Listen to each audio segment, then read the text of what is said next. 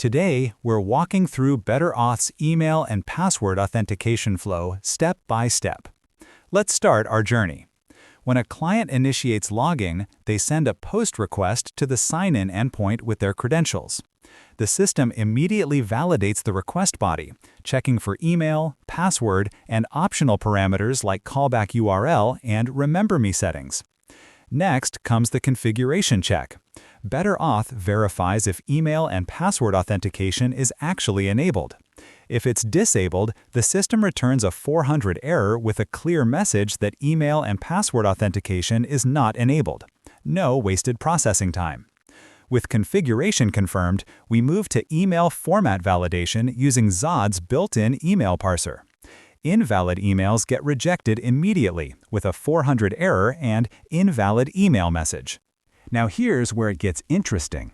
The system searches for the user by email, including all associated accounts. If no user exists, BetterAuth doesn't just fail, it performs a timing attack prevention hash operation. This clever security measure ensures that response times remain consistent, preventing attackers from determining if an email exists in your system. After this protective hash, it returns a 401 error with invalid email or password. When a user is found, the system looks for their credential account specifically. Not all users have password-based accounts. They might use Auth providers instead. No credential account means a 401 error with the same generic invalid email or password message, another security best practice. Password verification comes next.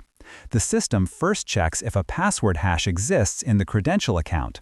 If no password is stored, it returns a 401 error with invalid email or password.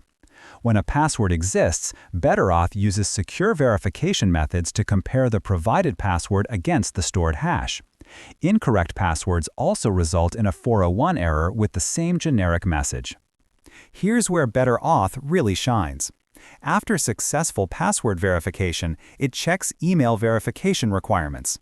If verification is required, but the email isn't verified, the system branches into two paths. First, it checks if email verification is configured. If not configured, it immediately returns a 403 error with email not verified. If verification is configured and Send on Sign-in is enabled, the system generates a verification token and sends a verification email to the user. After sending the email, it still returns a 403 error with email not verified, prompting the user to check their email. For verified users or when verification isn't required, session creation begins. BetterAuth creates a secure session with proper expiration handling based on the Remember Me setting. If session creation fails for any reason, the system returns a 401 error with Failed to create session.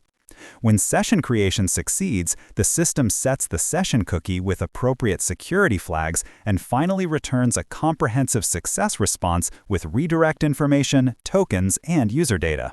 So there you have it. BetterAuth isn't just secure, it's smart about it. Consistent error handling, bulletproof against timing attacks, and it covers every edge case you can think of.